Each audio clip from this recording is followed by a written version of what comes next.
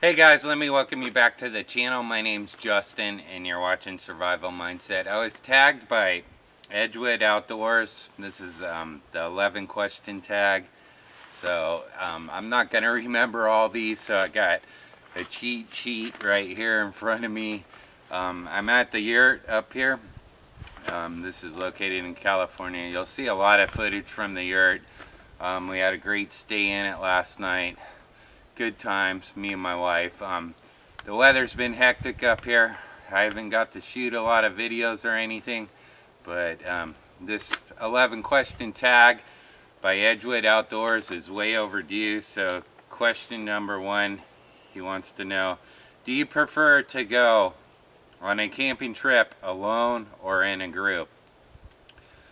I like to hike alone, but I do like to hike in groups.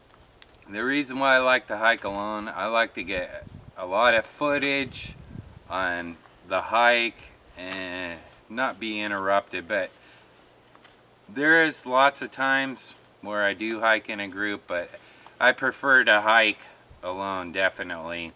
And to camp in a group, it's so much better, so much easier, because of the fact if you're setting up a lot of gear, a group's a better setting for that, definitely. If you're just doing a hammock camp, yeah, why not? Do it alone, definitely. I mean, or do it with your wife.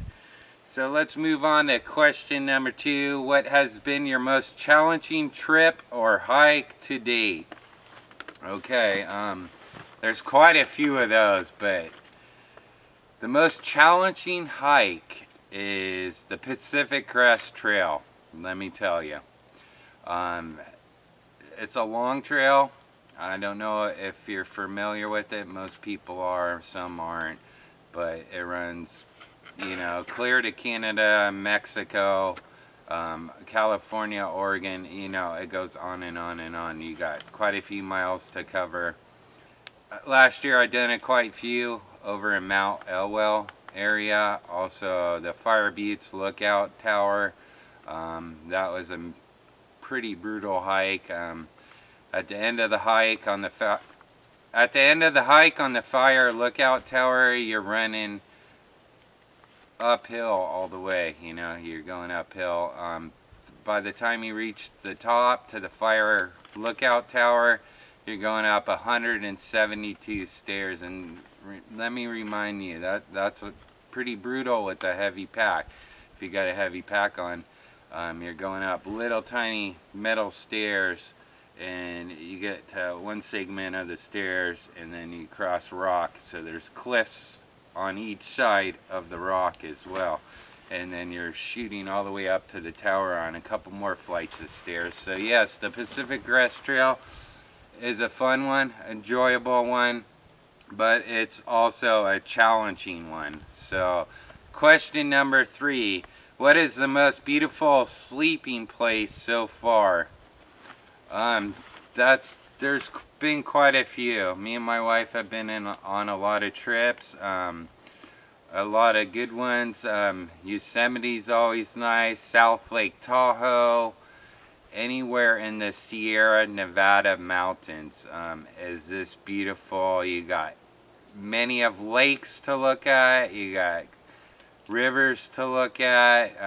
You're just out there enjoying the wilderness, and it's very peaceful, and the Sierra Nevada mountains. So yes, Sierra Nevada mountains and also Yosemite. Okay, on the cheat sheet here we got, what winter outdoor activities do you do? Well, right now we're at the Yurt, so this is one of them. This is out in the wilderness, you know, this is way out there in the wilderness. The trail to get up here is just intense. You're driving over rocks, gravel. It was supposed to snow here, it didn't snow here, but you gotta imagine, you get 2 inches of rain in 1 hour. These trails are pretty washed out. So yeah, that's one of them. And then also, you know, I like to snowshoe in the winter. That's another good one. And of course, camp anywhere, just camping anywhere. Question number 5. Have you ever been seriously hurt in the outdoors? Oh yes, I have. I've been seriously hurt actually by one of the biggest knives out there, and it's a machete, the SE machete. It really did a number on me. Like again, I was out in the wilderness, no hospitals around or anything like that, you know. The closest hospital was 50 miles away. But I'll tell you how this went down. It wasn't operator's error, it was just a faulty sheath, okay? I pulled out my SE light machete, so you're looking at that, you know. You throw the sheath down on the ground. It's a nylon sheath, it's not Kydex or leather or anything. You get a couple rocks falling in there, twigs and rocks, okay? So that's what happened. I'm chopping down my bush. I decide to pick up my machete, resheath my machete, and sure enough, I pushed that machete down, and that blade flexed on me and shot right through the nylon sheath and came out the side and went right into the palm of my hand. So yes, there's footage on that. I don't know if I'm going to cut it in or whatever, but if I do, you'll be seeing it through me talking about my serious injury. Good thing I had a first aid kit. First aid kits, if you don't have a first aid kit, those are the most important things to have out in the wilderness or camping. Bushcraft, you should have one in your car. It did need stitches, okay, it needed stitches. I got back to the base and my wife pulled out the crazy glue out of my first aid kit, and we crazy glued my hand back together and put some butterfly stitches over the top of it, okay. Remind me, I didn't have my huge first aid kit, so there was nothing else I could do except for the crazy glue. But I don't want to talk too much more about that. I can go on and on for days about it. Question number 6. Do you practice any survival techniques? Of course I do. I practice survival techniques a lot. I mean, it doesn't matter where I am. I'm not gonna take the easy way on doing something. I'm always gonna practice.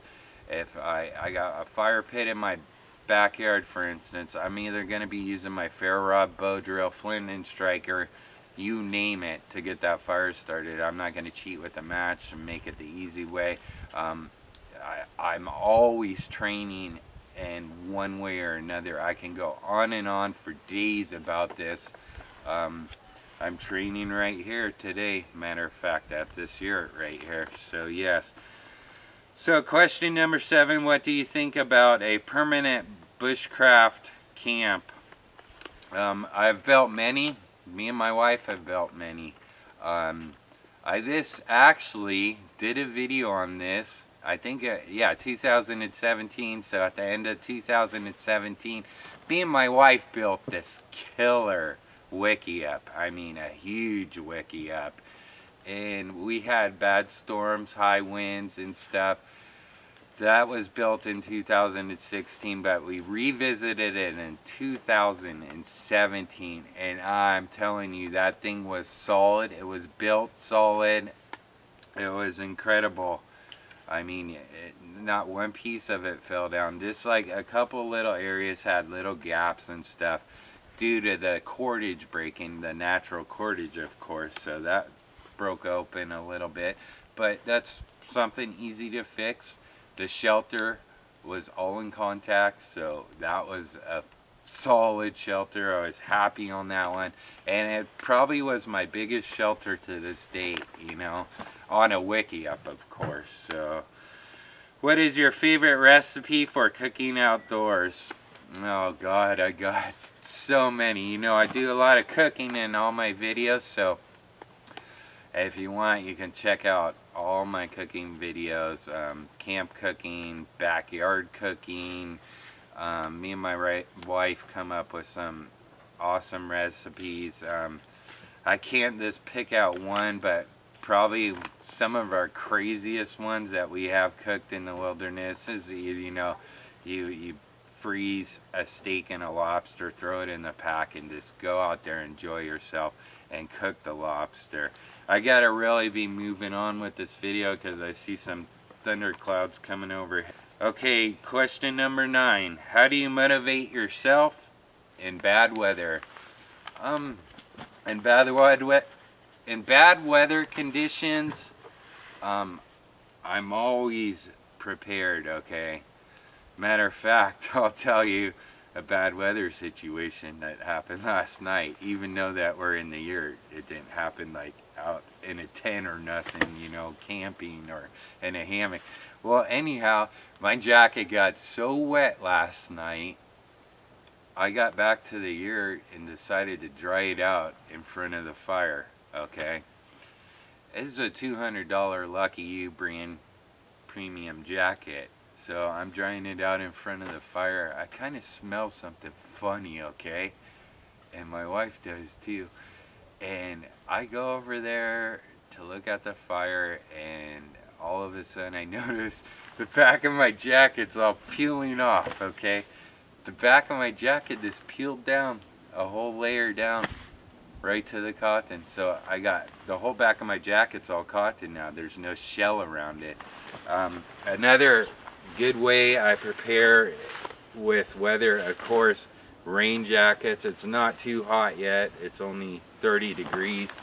And of course, you know, I got snow pants on right now, and I got waterproof boots as well. So I'm pretty much prepared with bad weather up here or anywhere I go to. Same thing with my wife. Don't snow too much in California, but when we get rain and it's heavy. Question number 10. What would be your dream destination? Lots of places here in California, I'll tell you why. I mean, out of all the places I've been, I live here in California, and every place I go to here in California just blows me away. It's just incredible. So anywhere on the California coast would be awesome. The Sierra Nevada mountains, I keep bringing that up. Yosemite, and now we're moving on over to Oregon. Crater Lake's beautiful. That's just an awesome place. So any of those places are just my dream destinations, and a lot of them I've been to. So okay, now question number 11. What is the heaviest piece of equipment? It would be the heaviest piece of equipment, of course, it's my pack. It's got all my gear in it. God, it ranges different weights. It fluctuates big time. It just depends on where I'm going camping, what's there, and what tools I'll need for that area. A lot of times I'm bringing axes. If it's bushy, I'll bring a machete. Of course, always a saw, always an axe, and always a big knife. So that's a lot of weight right there, you know, in itself. Especially in cold weather, you always want to be prepared for any cold weather situation. Because I feel like cold weather situations are pretty bad. But heat you can handle. I can handle heat. It gets 105 degrees here in the summer, 110 degrees. As long as you got plenty of water and a good filtration system, there's water all over here. There's creeks, lakes, streams, every which way you go. You know, within a 5-mile radius, you're running into one of those. So, yeah, heat's no problem for me at all. So, that's my heaviest piece of gear. Now I'm supposed to tag also 3 other channels for this as well. So I'm going to be tagging Liberty Rogue Outdoors, Nature Calls Backpacking, and Pinetree Line Outdoors.